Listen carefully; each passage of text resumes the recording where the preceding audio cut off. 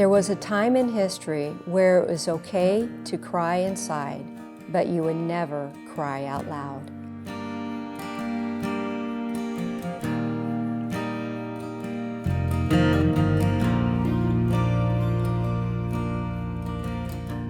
Lily Isaacs is the matriarch of the Grammy-nominated and multi-award-winning Bluegrass country Christian music group, the Isaacs. She started her journey not as a Christian, but as a young Jewish girl living in the Bronx. The horror of her parents' ordeals surviving the Holocaust and the Nazi murders of her other family members led her to her personal relationship with Jesus. This is her story. This is today's Nashville. This is Faith.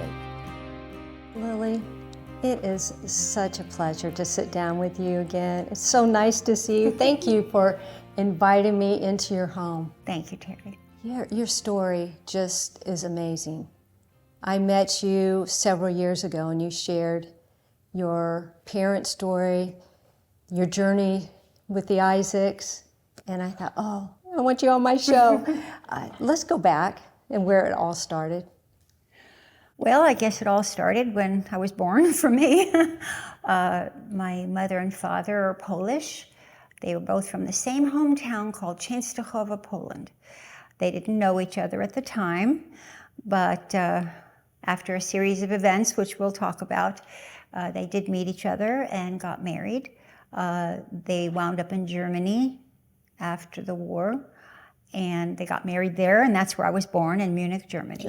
Oh, yes. okay. So that's how my life started. My parents stayed there a couple of years, and we migrated to America when I was 2 years old via Ellis Island. And when I was 9, we all became American citizens again at Ellis Island, and I grew up in the Bronx, New York. So tell me a little bit about your parents and what happened before that. World War II started in September of 1939. My parents were from large families. My mother had four siblings and her parents, and my father had 5 siblings and his parents at home. And my father would always say that when the war broke out, there was some rumor around, but of course in those days you didn't have internet, and very rarely did you have a radio.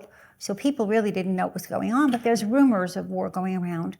So my father said that all of a sudden one day out of nowhere, these big trucks came barreling, army trucks, Nazi trucks came barreling into the little town of Częstochowa where they live. And he said that the soldiers would get out on the streets and get on these megaphones, and they'd order everybody on the street out of their homes, come out of the street. And if you didn't, they would go from house to house and just make everybody come out on the street. And they had no clue why, but that's what they did. They didn't know if it was going to be a bomb or they needed to evacuate for whatever reason.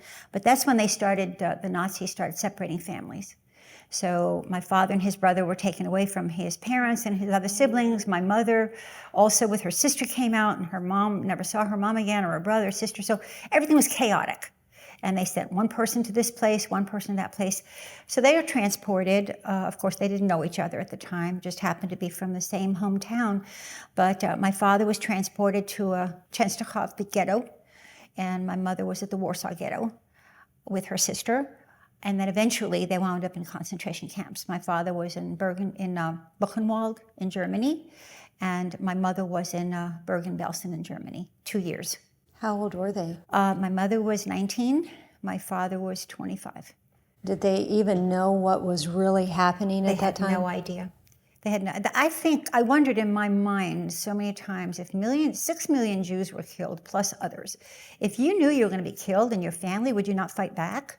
They didn't know. They didn't know where they were going. And then they were on starvation diets, a crust of bread a day with a glass of water. That's all they got. So people were weakened and they get sick. And they had no idea. But they survived a nightmare. I heard a lot of stories from my mother, especially. She'd tell us a lot of the things that she and her sister survived and how they got through it. But in 1945, when the war was over, they were liberated by American soldiers and our allies. And all of my life, my mother would say, when those American soldiers busted through those gates, she said they looked like angels from heaven. And we have a great respect for our military here because they freed my parents. So that was our humble beginnings. So how did they meet then? After the war was over, there were so many people that were emaciated. They were skin and bone. A lot of them were sick. So they started these places called displaced persons camps. And organizations like the Red Cross, United Jewish Appeal, B'nai B'rith came together across the world. And they went into Germany and into Poland, and they started these camps where they would have proper health care, nurse them back to health with food and whatever. And my parents met in one of those displaced persons camps in Feldafing, Germany, which is the outskirts of Munich. That's where they met. And I think they just had a lot in common because they were from the same hometown. And they got married there. And after they got married, they stayed 2 years. I was born there. And I have pictures of me when I was a little girl with my mother in Feldafing, Germany. But also, again, in those days, you had to have a sponsor that would send for you to come to migrate to a different country. My mother's brother was in America, and he sent for my father and my mother and I to come to New York. So we got on a ship. I don't remember it. Of course, I was only 2. I heard a lot of stories about how my mother was so seasick that my dad would have to hold me the whole time. But we landed via Ellis Island to the Hudson River and wound up in the Bronx. My uncle taught my father how to be a bread baker, which was his trade. And we started a new life here. That's how it all began. And you wrote this book, You Don't Cry Out Loud. Yes, I did. Tell me about the title. I wanted to write a book for many, many years, and I just kept putting it off because there was so much deep pain. My mother passed away in 2014, and I was already writing the book while she was in the assisted living. But one of the comments my mom would tell us was, you know, my girls would say, "Grandma, how did you stand it? How could you do it?" And she'd say, "Oh, you cry, but you don't cry out loud." And that stuck in my brain. I said, that has to be the title of my book. She said they had to keep it to themselves. I read this book. It's powerful. Thank you. Now, when you came to the Bronx, you were just a toddler. Yes. And tell me about your life there and you growing up. Well, I grew up in it. We had an apartment. Actually, there were 2 or 3 different apartments. The first one I don't remember. I was too young. It was kind of living in with another family to get adjusted to the culture here, I guess. And then we lived in a small apartment on the 2nd floor, and it was just me and my parents. And then when I was 5, my mother had my brother. So it was just the 4 of us, and we did the best we could. My parents didn't speak English, so they had to go to night school to learn how to speak English to become an American citizen. And they studied for that test. My father was a bread baker. He'd go to work every night and came home, slept through the day, and Mom would take care of us. Then I started school. It was just regular life in New York City. We lived on the 1st floor, and the fire escape was all enclosed. So I was 4 years old, and my mother wasn't going to let me out on the streets, so she laid a blanket out on the fire escape, and I played with my dolls. And then one day I heard these kids playing, and I just looked through the bars to see who it was, and my head got stuck in between those bars, and she couldn't get my head out. She tried grease and butter. We had to call the fire department for them to pry that open. So anyway, that was my youth. And then God had an amazing plan for your life. You got into music, the Isaacs. Yes, ma'am. And we're going to talk about that when we come back. Lily, tell me about your teenage years and how you got into music. Well, that was quite adventurous, I'd say. Well, how I got into music, I think I was just born into it. My mother was 5'2" and a fireball. She was a relentless person. What she wanted, she got. And she was so sweet. But she was always singing Broadway shows. And she and I just had this inner love of Broadway. And good thing we lived in New York because we could go to all the Broadway shows and she'd sing along with them and her little Polish accent and sing in the house and, you know, embarrass me in front of my friends. She'd want to sing and dance, singing in the rain and get an umbrella and I just inbred in me. So ever since I was very, very young, my mother would put me in talent contests and I would sing and I got dance lessons. And I said, you know what? I'm going to make Broadway my life. I want to be a Broadway actress because we loved it.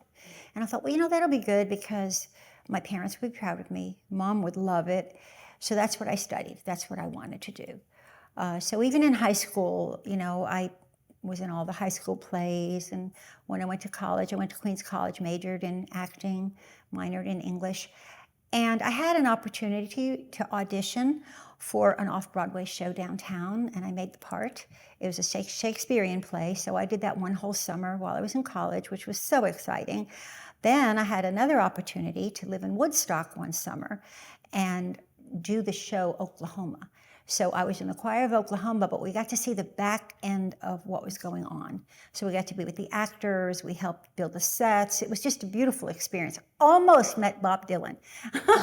We were eating at a restaurant, my friends and I, and he was sitting at the next table. We didn't have a cell phone then, so I couldn't prove it, but yeah, it's pretty cool. So I just grew up loving music, and my mother did, and I thought that my goal would be Broadway. That's what I wanted to do. So God has a way of molding our lives to be where we need to be. My girlfriend and I met in college. My girlfriend Maria, we were roommates, and she was also a singer, and we both played folk guitars. So we were hippies. And, you know, we ironed our hair with you didn't have a flat iron in those days. So we had to have straight hair like Mary Travis or Peter, Paul, and Mary. So what we'd do is one of us would lay our hair on the ironing board and put a diaper on it and then use an iron on your hair. That's the way you did it then. But it was so important for us to do that, to look the part and be the part. And we were invited to sing at a party in Long Island one night. And we said, well, sure, we'll sing. So we got our guitars and got on the subway, and we get to this party, and there were some very important people. Edie Gourmet and Steve Lawrence were there, and like a lot of famous people. And we sang our set. So this young man, he might have been 20, we were 19, 21, he was young. And he came out and said, you girls are really good. He said, can I have your phone number and I'll get you set up an audition? We thought he was flirting, you know. But he was cute, so we gave him our number. And I forgot about it. I think 3 weeks went by, and he called my home. And he said, you guys are really good. He said, would you like to audition for Columbia Records to do an album? Oh my God, I freaked out. I said, yeah, of course. He set up the audition in a couple of weeks. And Maria, my girlfriend that I sang with, and I, we were so nervous. But we did. We ironed our hair, and we wore the bell bottoms and looked the part. We took the subway and walked into Columbia, so nervous. We sang about 4 songs and walked out there with a deal on Columbia Records. So we did a folk album called Lily and Maria in 1969. And it was so cool. It was an honor. But because of that, we landed a show in Greenwich Village, New York, at a place called Gertie's Folk City. And a lot of icons in the folk era sang there. Joan Baez had sung there, Peter, Paul, and Mary had been there, Bob Dylan had been there. So we had to do it. It was a 6-week show. And so there was an opening act and then us. The opening act was a bluegrass band from Kentucky called the Greenbrier Boys. I never heard bluegrass in my life. The only time I ever heard a banjo was on the Beverly Hillbillies. So I didn't know what to expect. But the banjo player was this tall, dark, handsome cowboy. His name was Joe Isaacs. And he flirted with me shamelessly. And I mean, the combination of the two different backgrounds couldn't have been any more different. But we started dating, and with a name like Isaacs, I didn't know he was. I figured he was Jewish, and I knew my parents wouldn't like it was. But anyway, we dated, and then a year later we got engaged. Come to find out he was not Jewish, and his father was a preacher. What did your parents say? Well, they didn't like it, but he was always nice to them, and he always had this spirit of helping. So if they had anything broken, he'd come up and fix it for them. He was still living in Kentucky, so he'd make a trip to New York every month for a week, and he grew on them. Mm-hmm. They still didn't like it, but you know, they figured that it would all work out. But we got married in 1970, and I moved to Ohio where his work was. And he was a performer as well, but he had a gig in Ohio, so that's where we went. And we started singing just, you know, within a year because of a death in the family. He had a brother that was 3 years older than he was, 27, got killed in an automobile accident. Christmas time, 4 small children at home, very tragic. And the funeral was at a church. So of course, I couldn't not go. I'd never been in a church in my life. We always went to the synagogue. I didn't know what to do, and I knew I wouldn't be much of a family member if I didn't go. So I went with him to the funeral, and it was very sad, a lot of tears, but I noticed there was a lot of community there. And I never got that when I went to the synagogue. People were hugging and they were talking, and so it was okay, but I was invited to come back again, and I really debated whether I should or not, because I knew my parents would be very upset with me, and they didn't know. But I went because I felt like I should. And that night, the pastor made an invitation for prayer, and I didn't know what that meant. I didn't know what to say. I didn't know how to do it.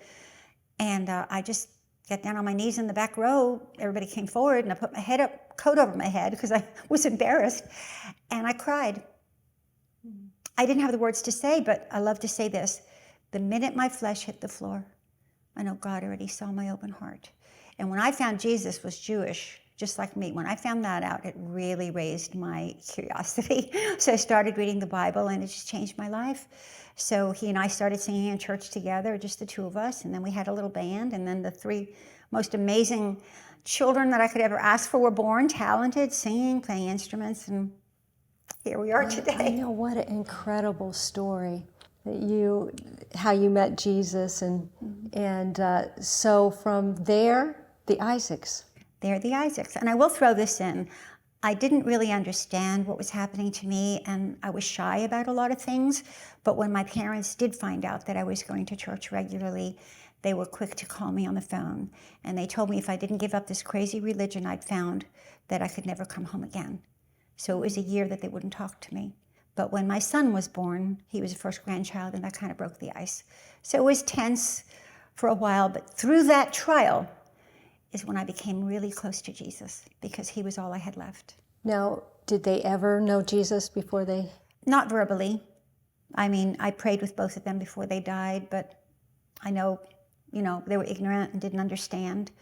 But I hope that, somehow, somewhere that they understood what I was trying to say. But every time we'd start talking about it, it would start a fight. And I didn't want that to define our relationship. So I just lived the life I felt like I wanted them to see with my family, and I believe that they did. And look what God is doing right now. Right.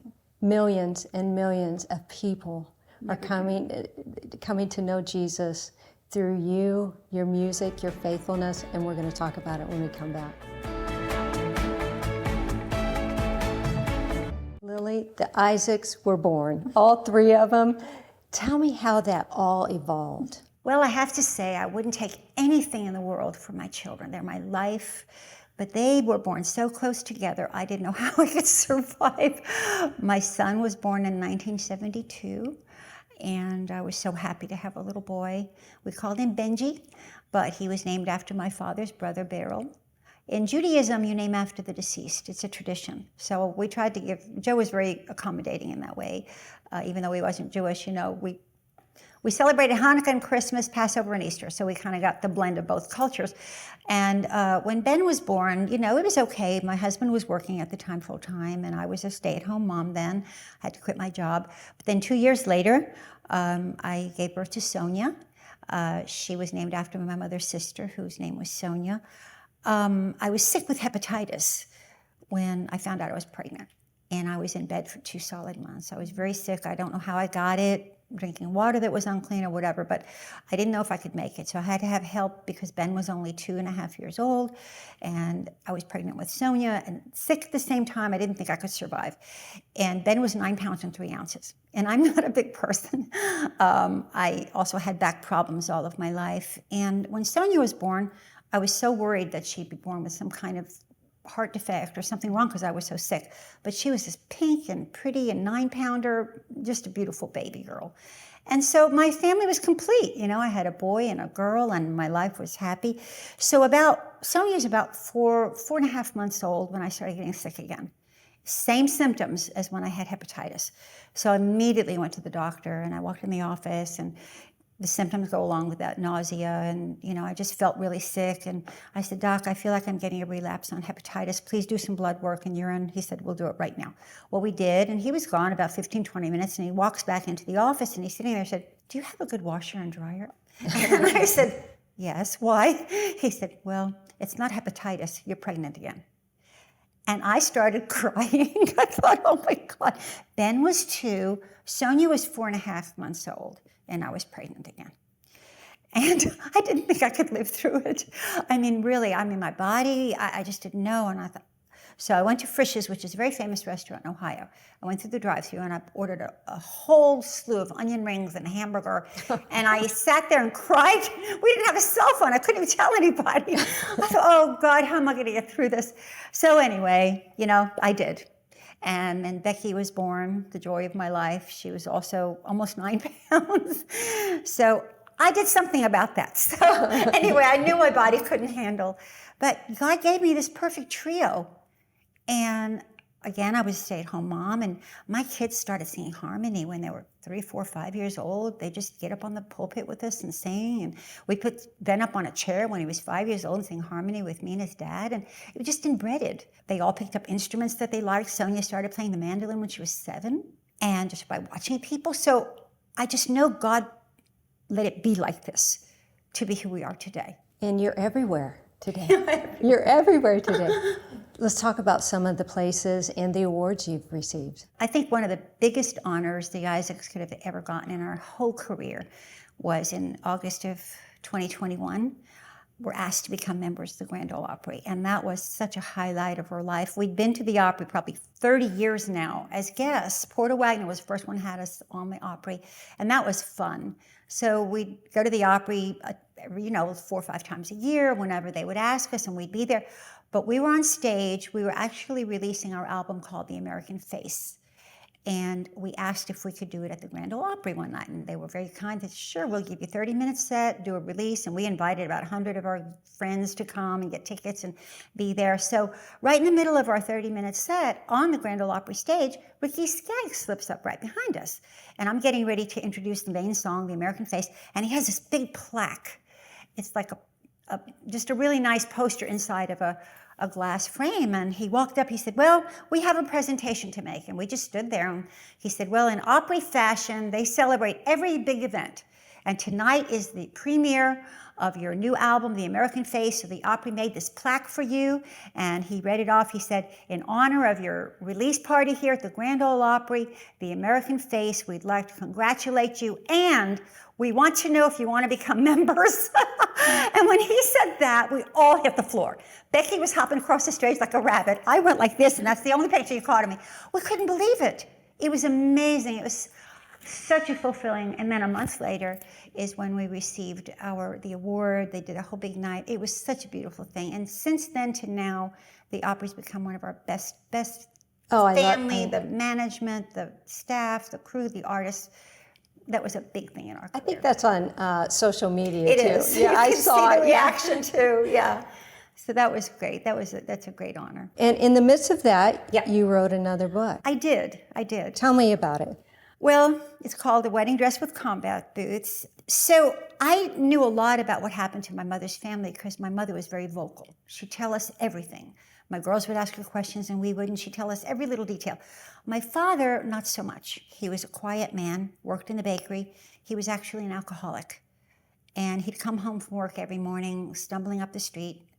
And I didn't know how to deal with that, but he was just couldn't articulate what was in his heart, I guess. Anyway, he passed away at the age of 69, very young, 1978. And I never knew. We'd ask him, Daddy, what happened to your family? What happened to your family? He said, they died in the war. They died in the war. That's all he'd say. In 2018, we made one of our trips to Israel. We've gone 17 times, just got back recently. And you guys have a heart for Israel. Yeah, we do. And in 2018, it was the 70th anniversary of Israel being a Jewish nation. So we didn't want to go empty-handed. So we started a nonprofit organization called the Isaacs Foundation. And we took $100,000 with us and blessed Holocaust survivors and orphans and the Israeli soldiers. We wanted to spread the joy. We also helped support homeless in America. So that's been our foundation ever since.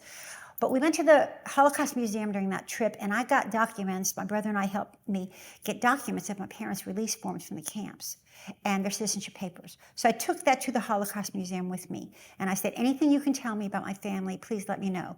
They said, okay. Within a month after getting home, I started getting documents about my father's family that I never knew. He had 5 siblings at home, only one living after the war with his parents. All the rest of his family was taken to Treblinka concentration camp in northern Poland. They were gassed in the gas chambers and their bodies were burned to ash. And I couldn't not write my second book. I didn't know what had happened to my family. So that's when I started the second book because I had to tell the story of how I found out. And I was dealing with some health issues at the time. And a pastor friend of ours was praying for me because I wanted to get the book done. And right in the middle of our prayer, he stopped. He said, Lily, I just see a vision of you standing somewhere. You're wearing a beautiful wedding dress, but you have combat boots on.